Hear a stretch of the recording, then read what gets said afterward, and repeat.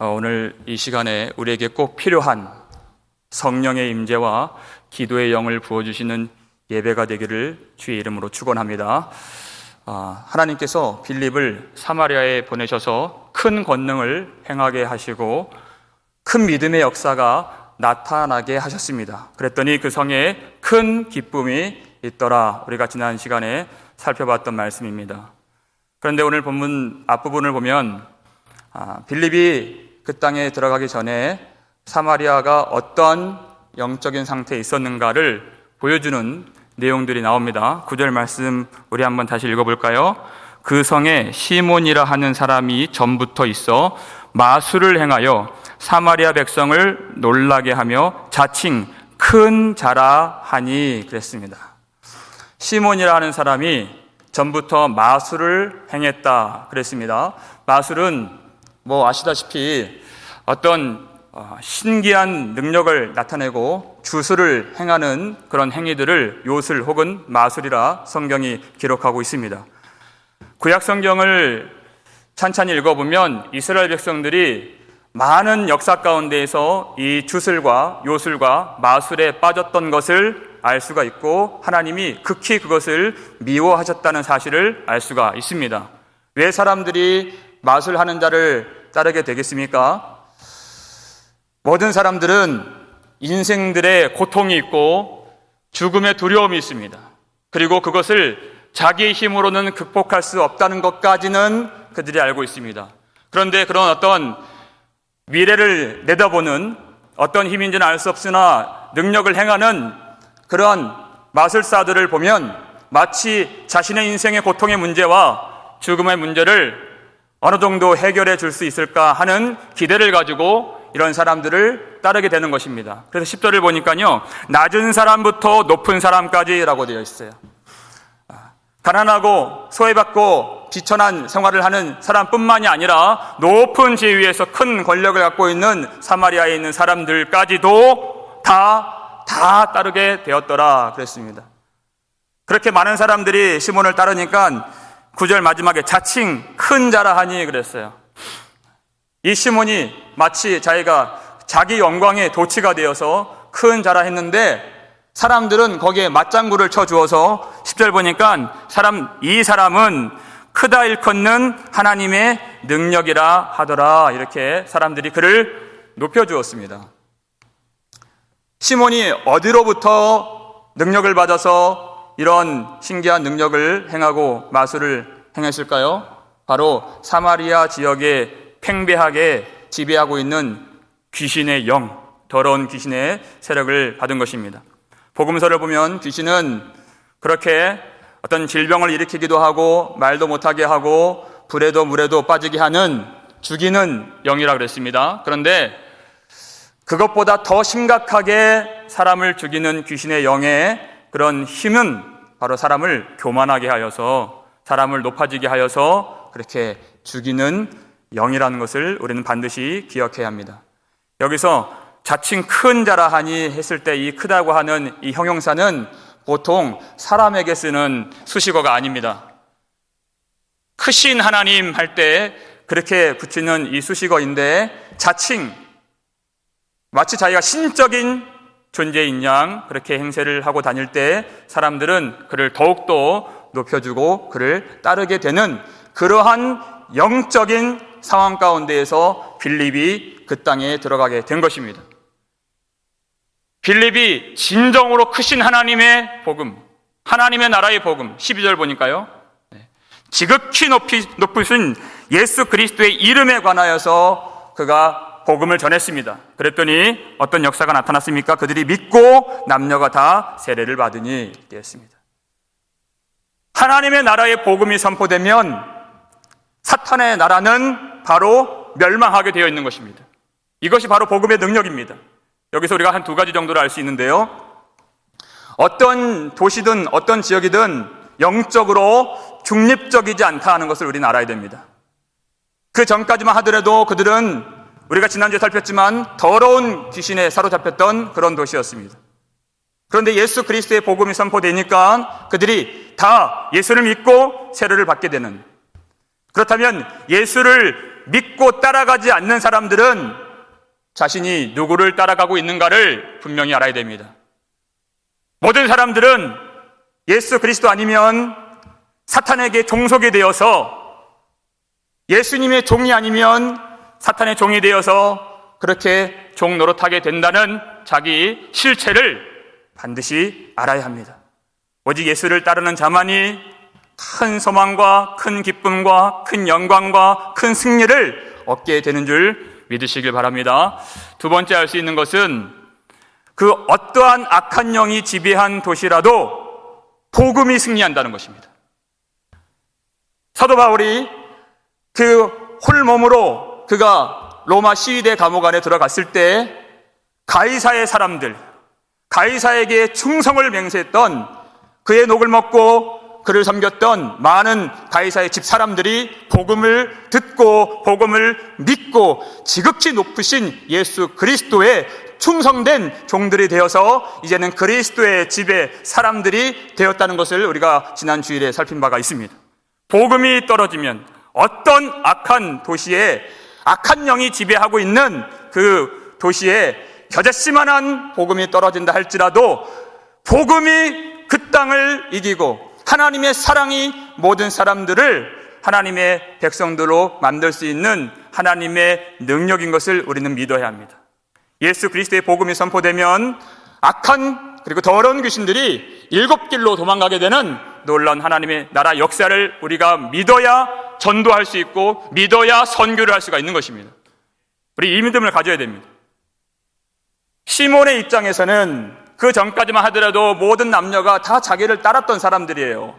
그런데 이제 빌립이 나타나니까 그 빌립이 복음을 전할 때 남녀가 다 믿고 그를 따르고 세례를 받게 되는 그 모습을 보면 인간적인 마음에 얼마나 시기가 일어나고 빌립이 믿겠습니까? 그런데 너무나도 놀라운 말씀이 13절 보니까요, 13절 한번 읽어볼까요? 시몬도 믿고 세례를 받은 후에 전심으로 빌립을 따라다니며 그 나타나는 표적과 큰 능력을 보고 놀라니라 그랬어요. 시몬도 믿었다 그랬어요. 그리고 그가 세례를 받았습니다. 그 전까지만 하더라도 사람들에게 높임을 받고 마치 자기가 자칭 하나님인 양 신적인 존재로 추앙을 받았던 이 시몬인데, 그가 믿고 그리고 전심으로 빌립을 따랐다 이렇게 표현하는 것은 자기 옛 자아를 버렸다는 것입니다. 전심으로 따랐다. 전심으로, 이 단어가 어디 나왔냐면 오로지 마음을 합하여 기도하기를 힘쓰더라 하는 그 사도행전 1장 14절에 나오는 오로지 힘쓰더라, 그 단어가 여기서는 똑같이 전심으로라고 번역이 된 것입니다. 같은 단어입니다.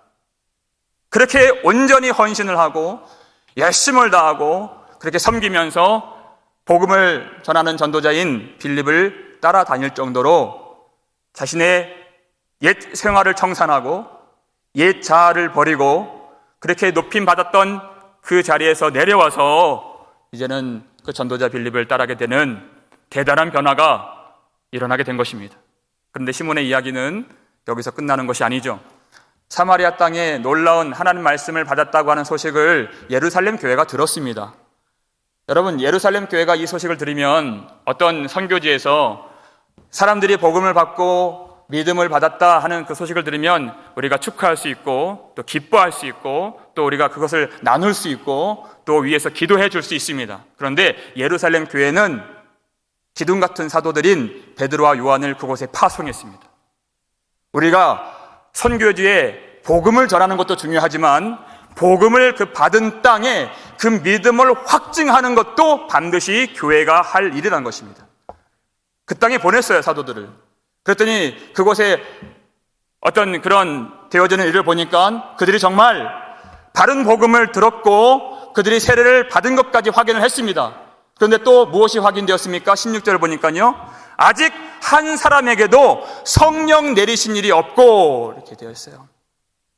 사도들이 봤더니 성령께서 임하지 않으신 것입니다.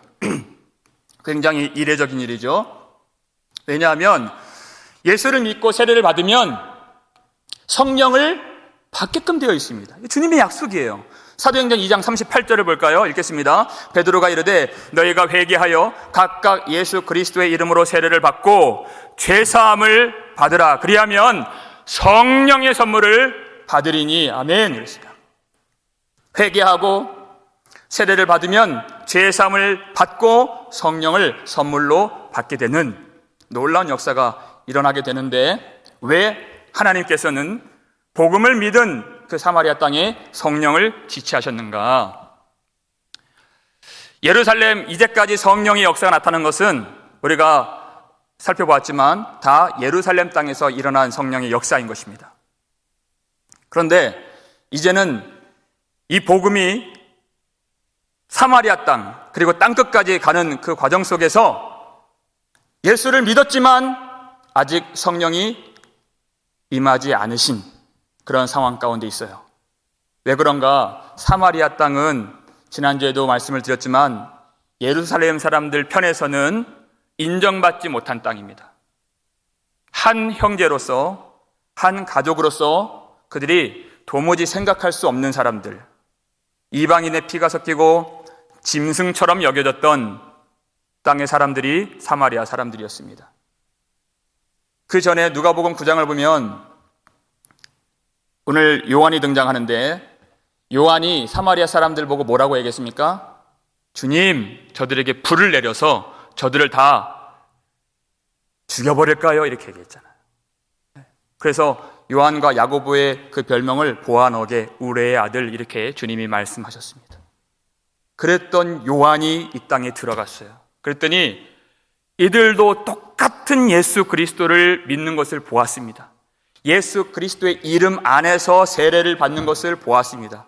그렇게 지난날 이들에게 심판의 불을 내려서 다 죽게 하소서 그렇게 심판의 불을 구했던 요한이 오늘 15절에 무엇을 구합니까? 그들이 내려가서 그들을 위하여 성령 받기를 구하니, 그렇게 얘기했습니다. 심판의 불을 구했던 요한이 그들을 위하여서 성령의 불이 임하기를 간절히 기도했던 예루살렘 교회 사도들의 믿음을 보길 원하셨다는 것입니다. 그들의 교회를 인정하고 그들이 사마리아 사람들을 받아들이고 그들이 용납하고 한 형제인 것을 깨닫고 사랑 안에서 그들을 위하여 기도할 때 성령께서 임하기를 하나님이 원하셨다는 것입니다. 그 전까지만 하더라도, 핍박 전까지만 하더라도 예루살렘 교회는 겉보기에는 부족함이 없었던, 흠결이 없었던 교회처럼 보였습니다. 그런데 영적인 우월감이 있어서 사마리아 사람들을 한 형제처럼 생각하지 못한 주님께서 온 유대와 사마리아와 땅끝까지 이르러 내 증인이 되리라 하신 그 약속들을 온전히 품지 못한 그런 연약함이 있었죠. 그런데 핍박 이후에 하나님이 그들을 더욱더 회복시켜 주시고 더욱더 선교하는 교회로 만들어 주실 때에 사도들이 그 땅에 내려가서 빌립으로 먼저 복음의 문이 열렸지만 예루살렘 교회가 그 믿음을 인정하고 그 선교를 매듭짓고 그들을 품고 축복하고 그들을 받아들일 때에 성령을 내려주시기를 하나님이 기뻐하셨다는 것입니다. 여기서 우리는 선교의 한 지표를 발견할 수가 있습니다. 선교는 어떠한 선교사를 보내는 것으로 다 했다 할 수 있는 것이 아닙니다. 우리가 물질을 모아서 헌물로 교회를 세우고 물질로 후원하는 것도 너무나도 아름다운 선교일 수 있습니다. 하지만 그것으로 우리가 선교를 다 했다 말할 수는 없는 것입니다. 성경을 보면 그렇습니다. 우리가 먼저 그 사람들을 마음으로 품어야 됩니다.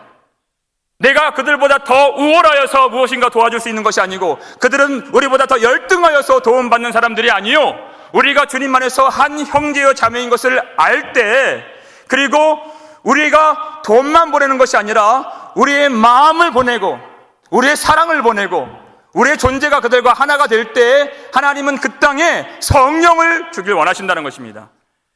우리가 성령 충만하기를 항상 기도하듯이 그들도 우리와 같아서 내 자신처럼 여겨서 그들을 위하여 하나님 성령을 주옵소서, 우리 기도 속에 마음에 품고 그들을 위하여 기도할 때 이와 같이 그들에게 성령을 주길 원하시는 하나님의 선교의 마음과 전략을 우리는 이해할 수 있어야 됩니다.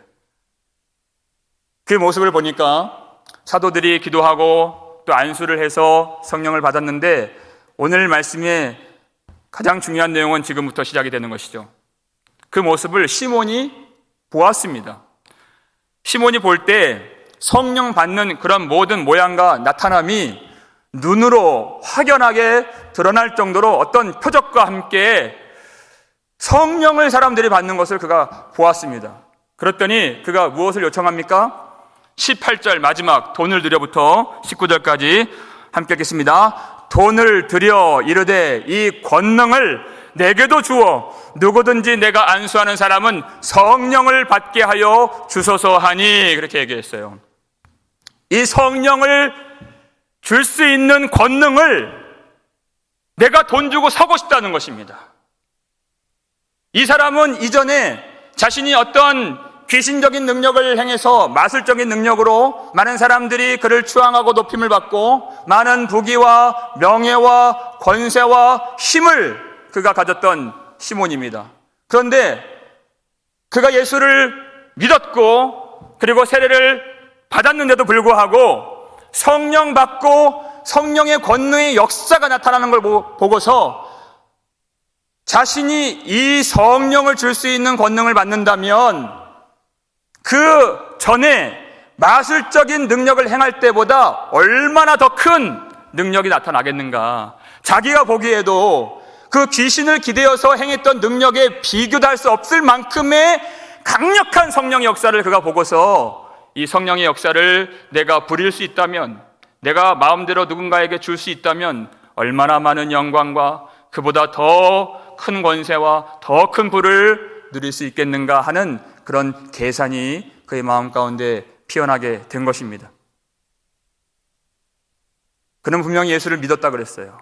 그랬더니 베드로가 뭐라고 그를 질책하고 있습니까? 20절 말씀 함께 읽겠습니다. 베드로가 이르되 내가 하나님의 선물을 돈 주고 살 줄로 생각하였으니 내 은과 내가 함께 망할지어다. 아멘.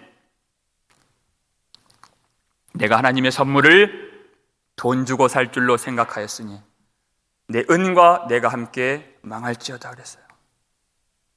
성령은 하나님의 선물입니다. 하나님만 주권적으로 주실 수 있는 이 성령입니다. 사도들이 안수를 해 주었다고 해서 사도들의 마음으로 원하는 대로 누군가에게 줄 수 있는 성령이 아닌 것이죠. 여러분, 선물이 무엇입니까? 선물은 값없이 주신 것이 선물입니다. 하나님이 우리를 구속해 주시고 우리에게 생명의 은혜를 주시기 위해서 택하신 방법이 값없이 성령을 주시는 방법이었습니다. 모든 세계를 창조하시고 모든 물질이 다 우리 아버지의 것입니다.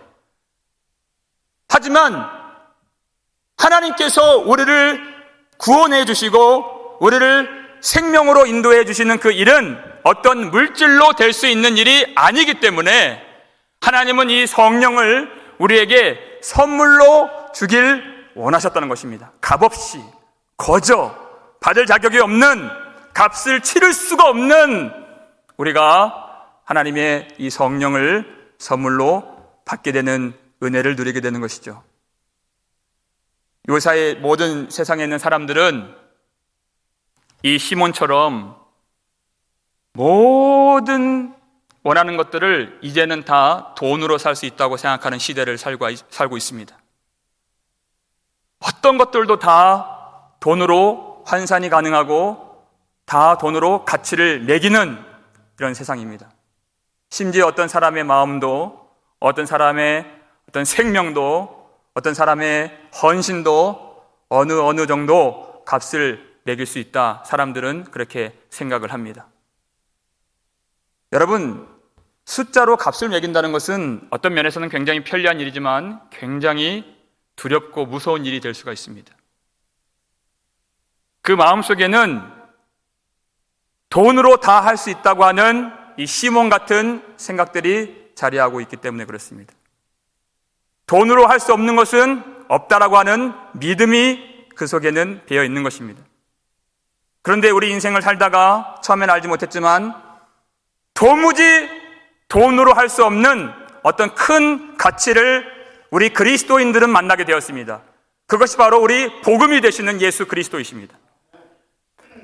너희가 대속함을 받은 것은 은이나 금같이 없어질 것으로 된 것이 아니요 오직 흠없고 점없는 어린 양 같은 보배로운 피로 된 것이니라. 아멘. 그렇습니다. 어린 양 예수 그리스도의 피로 우리를 대속해 주실 때 하나님이 값을 치를 수 없는 우리를 위하여서 예수 그리스도를 희생 제물로 삼으시고 값없이 십자가로 내어 주셨습니다. 그리고 예수님의 십자가의 죽으심과 부활하심을 통해서 우리에게 성령까지도 선물로 거저 주셔서 우리는 그 성령을 누리며 영생을 취하게 된 것입니다.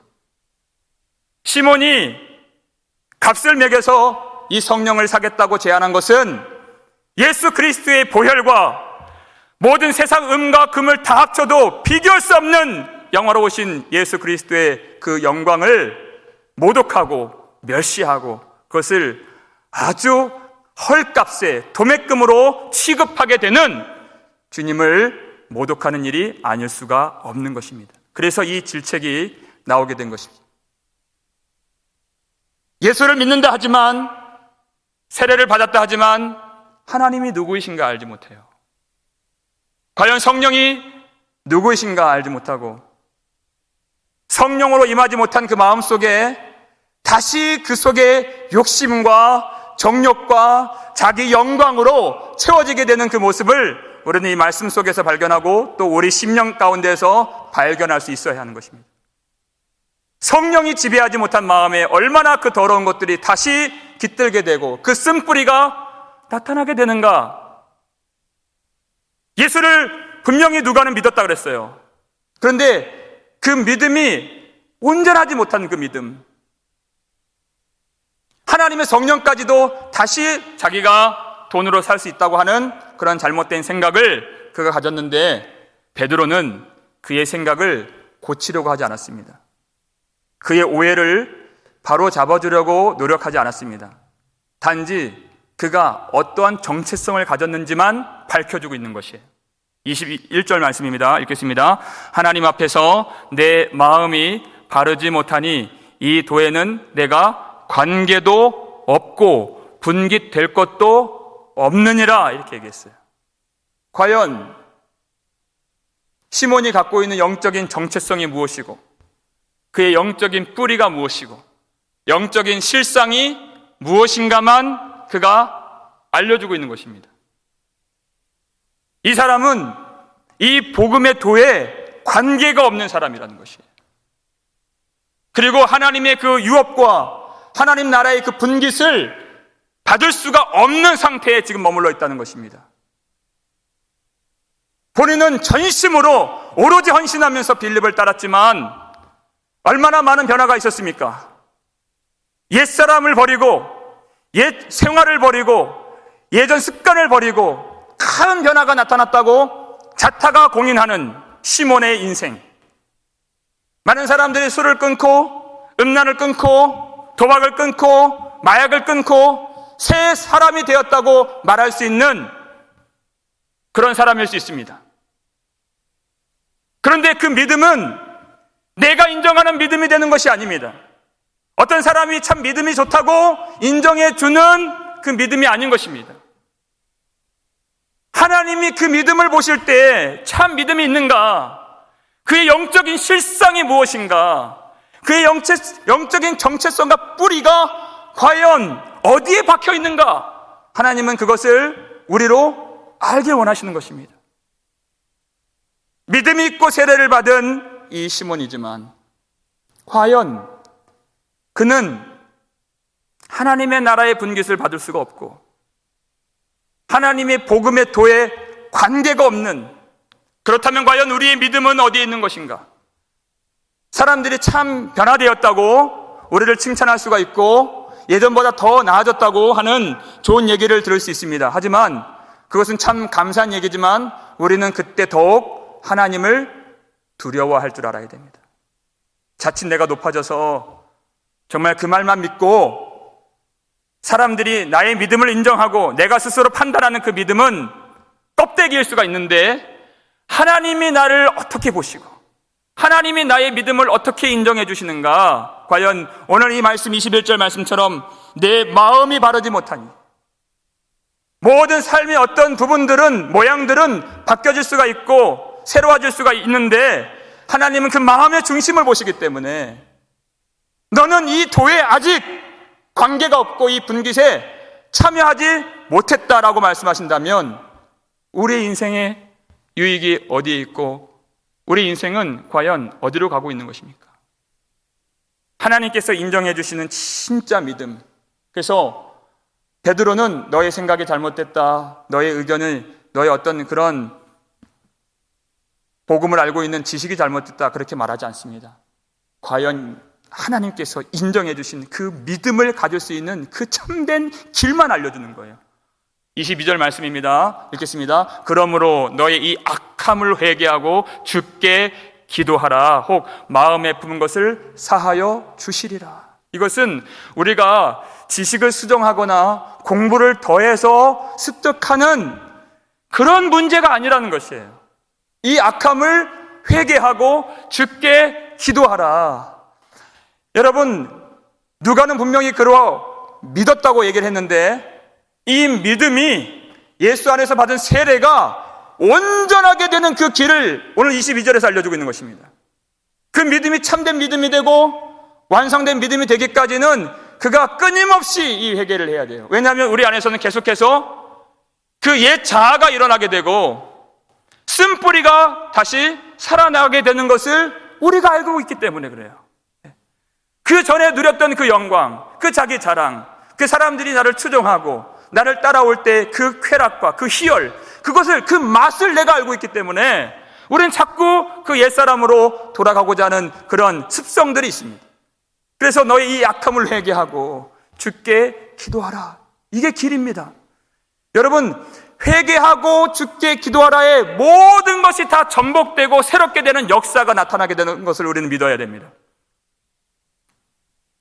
주께 기도하고 회개하면 하나님이 우리의 마음을 고쳐주시고 하나님의 성령을 선물로 주신다고 약속을 해주셨고, 그리고 이 복음의 도에 참여할 수 있는 그 믿음을 새롭게 해주시고 하나님의 그 분깃을 받을 수 있는 영광을 얻고 우리가 그 모든 그 악함과 더러움에서 벗어나서 생명을 얻을 수 있는 그 참된 그 길로 우리를 하나님이 인도해 주신다는 것이에요. 베드로는요, 언제나 누군가에게 가르치려고 하지 않았습니다. 그리고 그가 의도하지도 않았어요. 말씀 보면 성령에 충만하여서 그가 말씀을 전했을 때 항상 영적인 실상을 그대로 폭로했습니다. 오순절날 베드로도 그렇게 하려고 설교를 하지 않았고, 사람들도 3,000명이나 그날 회심하고 구원을 받았는데, 사람들이 그날 내가 은혜를 받아야 되겠다, 내가 오늘 예배에 참여해야 되겠다, 오늘 하나님 무엇인가 내게 주시겠지 하는 그런 기대조차도 없었던 날이었습니다. 그런데 오순절날 하나님께서 베드로에게, 그리고 성도들에게, 제자들에게 성령을 급격하게 불의 혀같이 갈라지는 성령의 역사로 임해 주셨어요. 그랬더니 예기치 않았던 그 말씀이 터지고 설교가 터지는데 베드로가 그런 말을 하죠. 온 이스라엘 백성들은 확실히 알지니 너희가 십자가에 못 박은 이 예수를 하나님이 주와 그리스도가 되게 하셨느니라, 그렇게 얘기했어요. 사람들은 별 어떤 문제의식이 없이 그저 거리를 지나다니고 있었습니다. 내가 먹고 사는 것 외에는 큰 문제가 없었던 그런 사람들이었어요. 그런데 이 사람들이 정말 큰 문제 앞에 그들이 세워지게 된 것입니다. 너희가 십자가에 못 박은 예수 그리스도라고 그랬어요. 십자가 앞에 그들이 세워지게 된 것이에요. 성령님은 그들을 가장 큰 문제 앞으로 그들을 이끌어 가십니다. 그 문제가 어디입니까? 십자가 앞이에요. 여기는 우리의 죄의 문제가 있기 때문에 우리의 가장 큰 이슈, 우리의 가장 큰 문제는 무엇입니까? 바로 하나님이십니다. 하나님 앞에 살 수 있는가 없는가, 그건 의의 문제죠. 이 죄의 문제와 이 의의 문제 앞으로 성령께서는 우리를 인도해 주시는 것이에요. 우리가 무엇을 먹고 살까? 무엇을 마실까? 무엇을 입을까? 어떻게 이 난국을 우리가 헤쳐나가서 1년 후에, 2년 후에 잘 살 수 있을까? 하는 그런 고민이 아니라 하나님은 항상 성령께서는 우리를 십자가 앞에 세워주시고 유일하신 주권자 되시는 하나님 앞에 우리를 세워주시고 하나님만이 우리 가운데 가장 큰 이슈가 되기 때문에 그랬더니 이 사람들이 아무런 고민 없이 나왔던 사람들이 형제들아 우리가 어찌할꼬 이렇게 얘기를 해요. 그렇게 되었을 때 복음이 그들 안에 들어갈 수가 있는 것입니다. 그때 베드로가 너희가 회개하여 각각 예수 그리스도의 이름으로 세례를 받고 죄사함을 받으라 그리하면 성령을 선물로 주시리라 그랬어요. 그들이 그 마음을 가져야 십자가 앞에 서고 하나님 앞에 서야 그들이 비로소 복음을 복음으로 받을 수 있고 회개를 회개로 여길 수 있고 세례를 세례로 받을 수 있게 되는 것이에요. 그러면 그때 하나님이 성령을 선물로 주신다는 것입니다.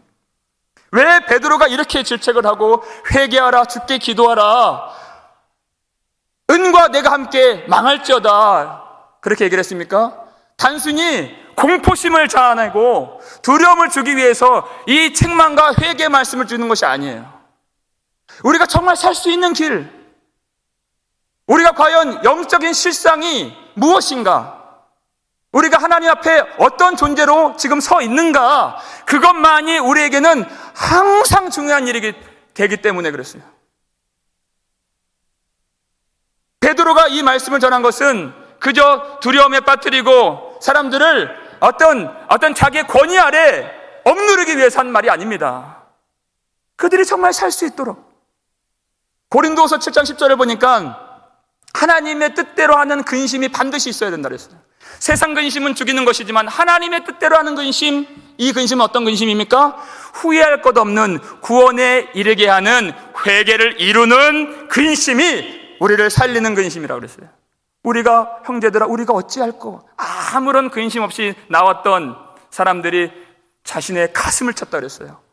그리고 하나님 앞에 그들이 참으로 회개하고 그리고 이 복음을 믿고 세례를 받고 죄사함을 받고 성령을 그들이 받게 된 것입니다. 여러분, 하나님 앞에 우리가 영적인 실상이 무엇인가? 시몬이 그의 마음이 이 성령을 받을 때 그가 얼마나 이 흥분이 차올랐습니까? 이제는 내가 많이 변화가 됐고 내가 전처럼 그렇게 멸망받을 사람이 아니고 내가 믿기도 하고 세례를 받고 하는 이 어떤 자기 변화된 모습에 대한 자랑과 만족으로 그가 차 있었습니다. 거기다가 성령 받는 것을 만약에 내가 정말 이 돈으로 살 수 있다라면 얼마나 더 큰 영광을 얻고 또 성공을 거두고 내가 만족을 얻을 수 있을까 하는 그런 기대와 그런 마음으로 그가 흥분에 가득 차 있었어요. 그런데 하나님은 그의 영적인 실상을 베드로를 통해서 정확히 일러주십니다. 23절 말씀이에요. 함께 읽겠습니다. 내가 보니 너는 악독이 가득하며 불의에 매인 바 되었도다 그랬어요. 시몬이 자기 스스로 생각했던 그 지점과 하나님이 네가 어디 있느냐 하는 그 지점이 너무나도 달랐다는 것이에요. 내가 예수 믿고 만족하고 또 더 앞으로 어떤 성공을 위해서 달려갈 수 있는 그 지점, 어떤 그 탄탄대로가 열려있다고 하는 그 어떤 길 속에 있는 줄 알았는데 성령께서 너는 악독이 가득하며 불의에 매인 바 되었도다 그랬어요. 이것은 베드로의 말이 아닙니다. 하나님이 베드로를 사용해 주셔서 하나님이 주신 말씀입니다. 그리고 또 우리는 어떻습니까? 하나님을 우리가 안다고 생각할 때가 많고 그래서 말씀도 전하고 그래서 우리가 이 교회 가운데에서 참 여러 가지 헌신도 봉사도 섬김도 우리가 행하면서 그렇게 살고 있습니다. 그런데 하나님이 우리를 보실 때 우리는 과연 어느 지점을 지금 살고 있는가? 우리는 과연 어떤 믿음을 갖고 있는가? 왜 하나님께서는 이 밤에 다시 우리에게 오늘 새벽에도 주신 이 회개의 말씀을 이 밤에도 우리에게 주시는가? 여러분, 우리가 예배를 드리는 이유가 무엇입니까?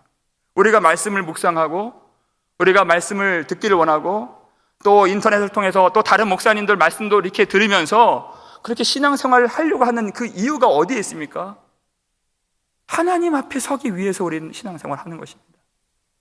하나님을 정말 알기 위해서, 하나님께서 주시는 그 복이 무엇인가를 진정으로 깨닫기 위해서 우리는 말씀도 보고 우리는 하나님 앞에 기도하고 그렇게 살고 있는 것입니다.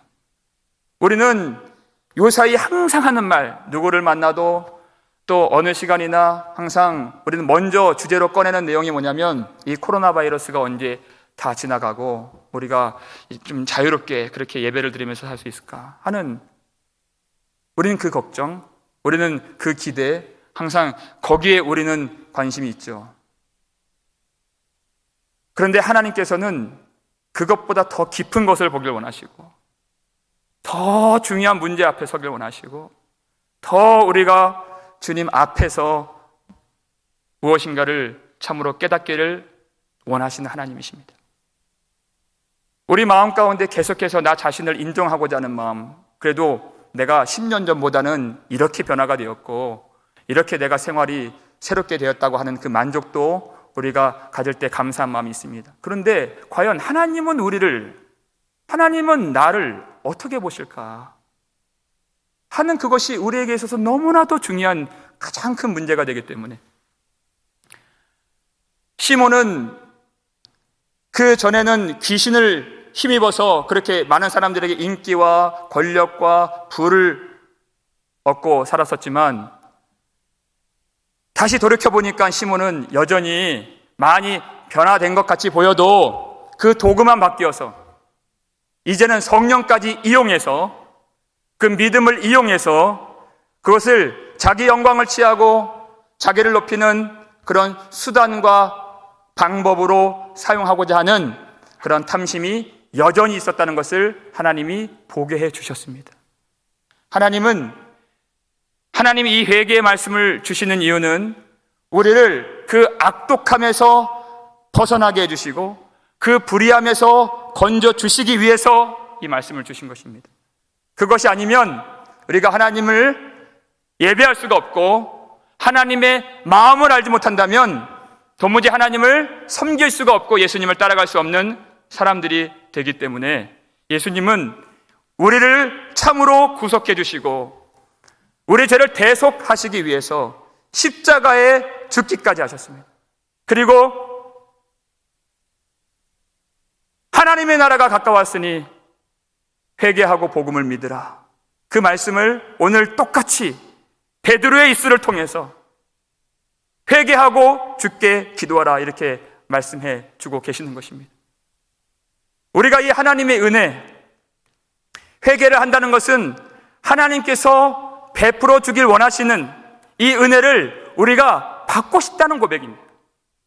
그 은혜를 참으로 우리에게 주실 때 내가 그 은혜를 받고 싶고 내가 그 은혜 가운데 살고 싶고 그 은혜 가운데 그 은혜를 누리고 싶다고 하는 그 고백이 바로 회개가 되는 것입니다.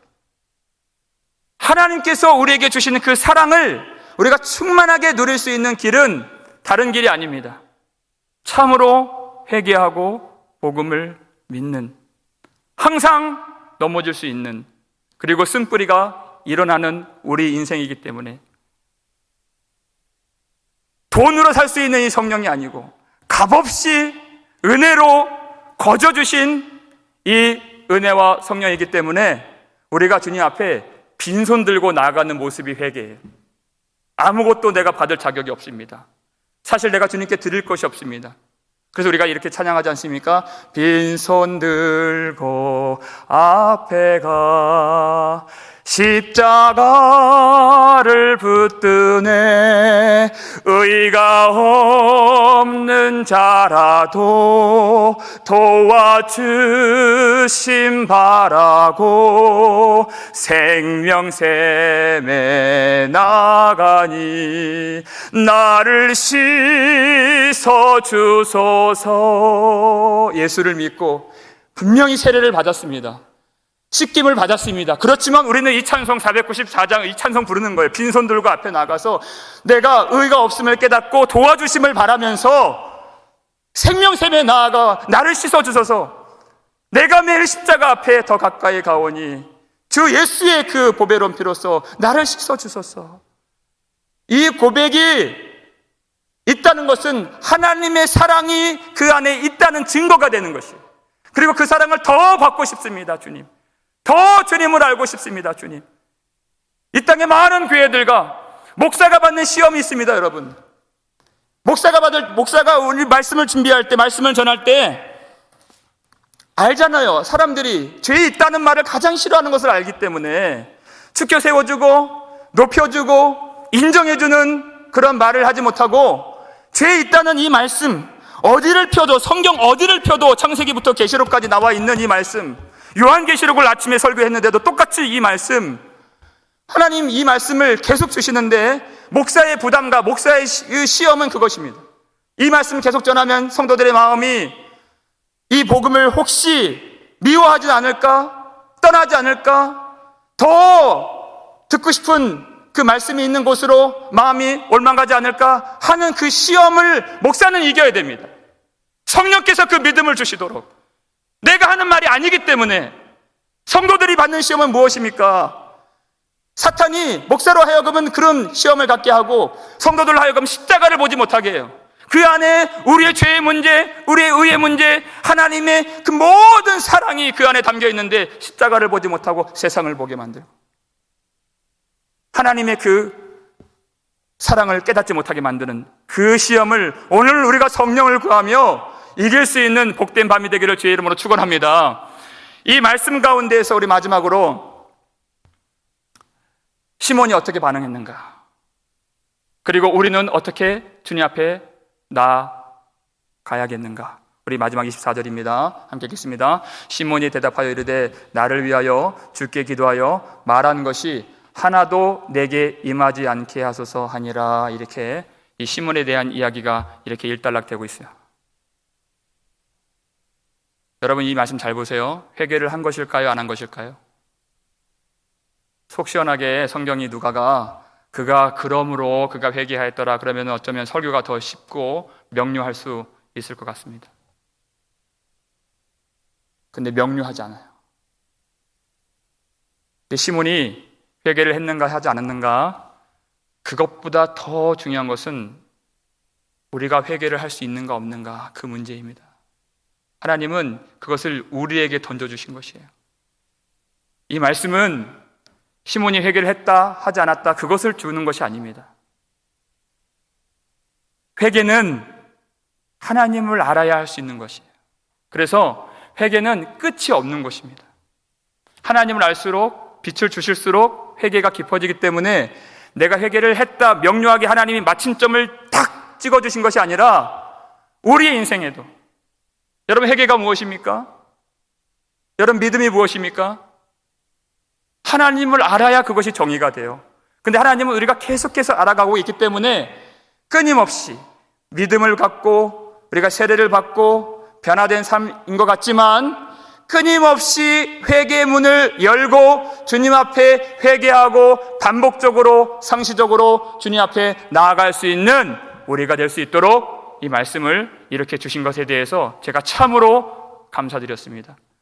이것이 이겁니다 저겁니다를 아는 것이 중요한 것이 아니라 우리가 하나님 앞에 진정으로 설 수 있도록 하나님이 이 말씀 주실 때 오늘 이 밤에 하나님 앞에서 우리의 모든 옛사람과 우리의 모든 쓴뿌리와 우리의 정욕과 우리의 탐심이 다시 일어나는 가운데에서 우리가 참으로 우리가 이 베드로의 말씀을 우리가 받아서 우리가 진실로 우리가 회개할 수 있도록, 그 회개가 마침점이 찍히는 회개가 아니라 참으로 주님 앞에 은혜를 구하는 진정한 회개로 주님이 받아주시는 이 밤이 될 수 있도록, 저는 여러분 10년 후 우리 교회, 20년 우리 교회의 어떤 비전보다도 오늘 하나님이 회개케 해주시는, 오늘 은혜 주시는 교회가 되기를 바랍니다.